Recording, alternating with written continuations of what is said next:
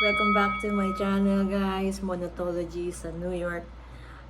Happy Independence Day po muna, belated sa aking mga kapwa Pilipino. So, I hope everyone is okay there.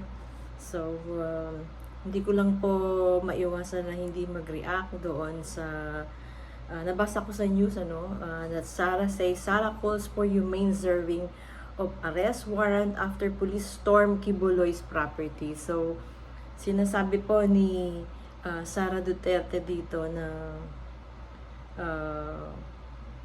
kung sabi niya kung mag-implement tayo ng arrest warrants or search warrants, sabi niya, let us make sure that we respect the innocent civilians, the ordinary citizens, especially ang mga bata, dahil ang trauma at gulo sa pag-implement ng simpleng warrant of arrest, hindi natin alam kung ano ang epekto nito sa kanilang paglaki. Yan po sabi ni Sara Duterte sa noong nag-attend po siya ng Davao City Independence Day celebration.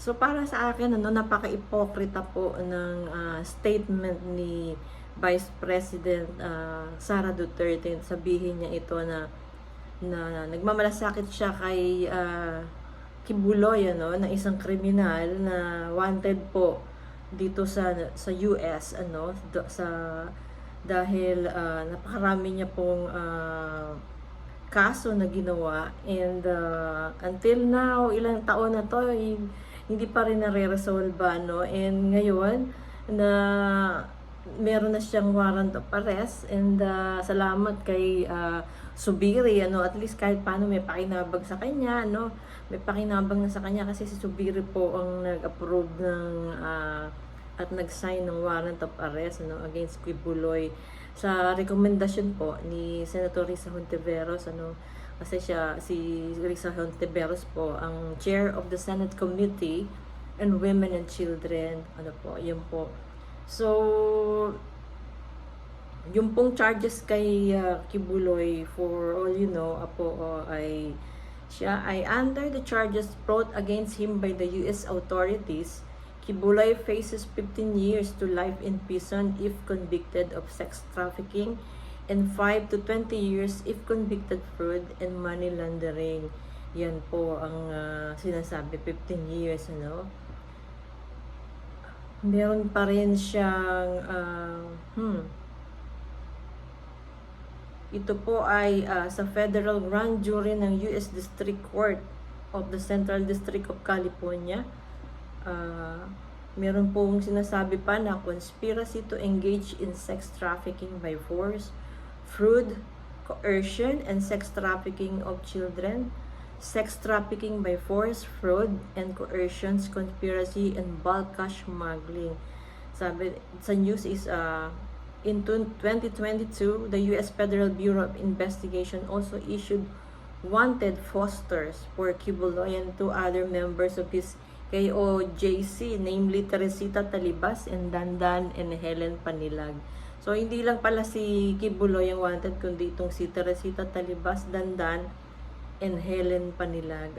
So yung maulit ko lang po na rimarim ako dun sa statement ni Vice President Sara Duterte to think na kung paano binastos ng kanyang ama at ng administrasyon ang human rights sa atin sa Pilipinas, kung ilan libong mahihirap na drug addict po ang for all you know na pinapatay ni Duterte during his administration, and ito po ay hindi maitatanggi ng lahat hindi, and parang kinonsinti pa ng maraming kababayan na tingin nila mga pusa o daga lang yung mga daga lang yung mga pinapatay na ito na mga drug addict dito po sa Amerika. Ang drug addict ay ginagamot. Ulitin ko po yung vlog ko dito sa Amerika, ang mga drug addict ay hindi mga kriminal, kung hindi sila po ay ginagamot, inilalagay sa institusyon, hindi po sila kriminal maituturing. So sa atin ang turing doon ay masahol pa sa hayop Ipokrito nga yung mga tao sa atin na sobrang magmahal ng mga hayop like aso they have pets like cats and dogs, pero wala silang pakialam doon sa mga pinapapatay ni Duterte ng mga drug addict, ano. Actually, wala naman mga drug lords halos na ipakulong during his time, kundi puro mga small time petty drug addicts lang yung kanyang pinapatay. So, yun po ang malungkot dyan. So, kaya gusto ko lang sabihin na kay Sara Duterte na talagang nakakadiri yung mga statement niya, no? Parang hindi ka tanggap-tanggap. And napakabagal ng hustisya sa atin. To think na itong si Kibuloy ay napakaraming criminal case dito sa US, ano? And ini-ignore sa atin sa Pilipinas. And hello, ang mga nabiktima po ni Kibuloy ay hindi naman mga Americans din, kundi mga kapwa Pilipino.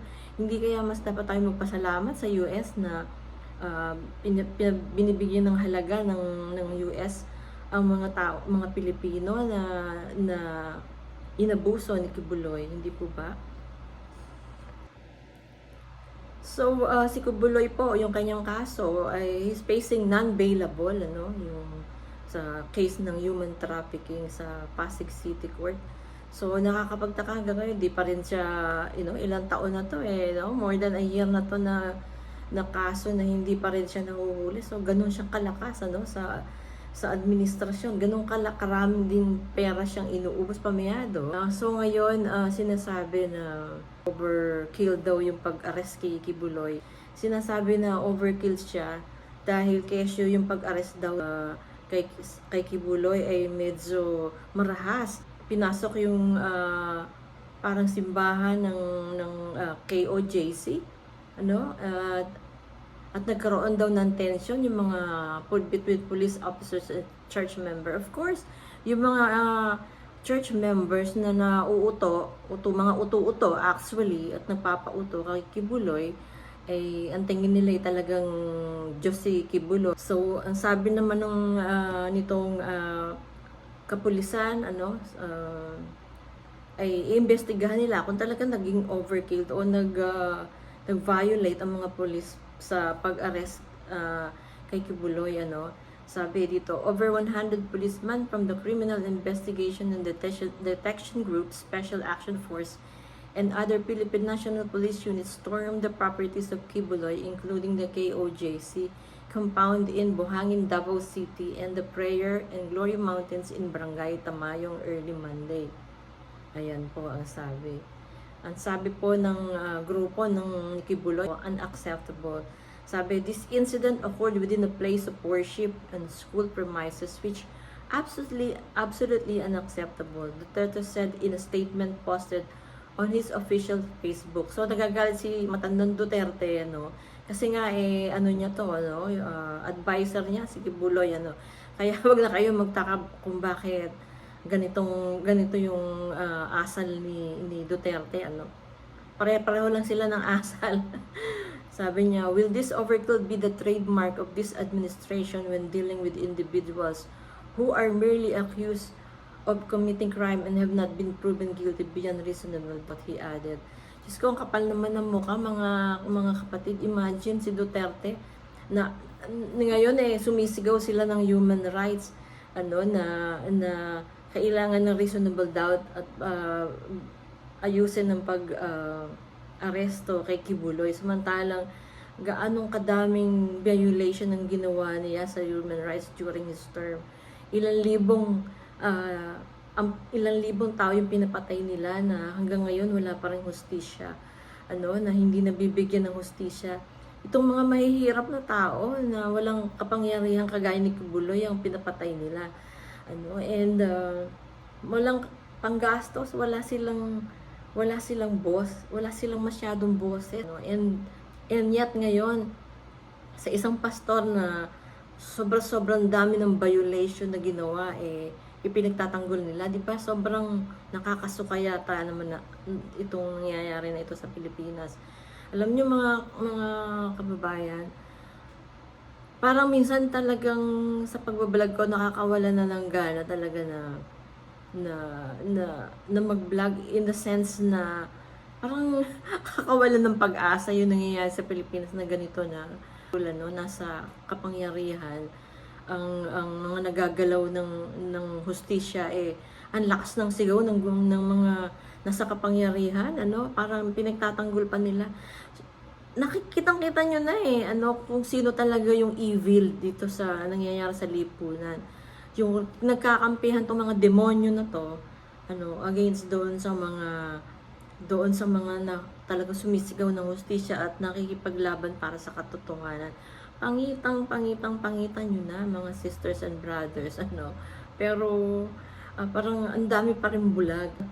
Wag matakot at wag tayong tumigil ng sasalita, at paglaban para sa hustisya at sa tamang hustisya para sa lahat, and we should always demand for equality for everyone. Hindi po pwedeng itong makakapangyarihan na to na at mapepera ay manaig ang kanilang kasamaan. Wag po tayong pumayag na manipulate nila ang justice system sa Pilipinas.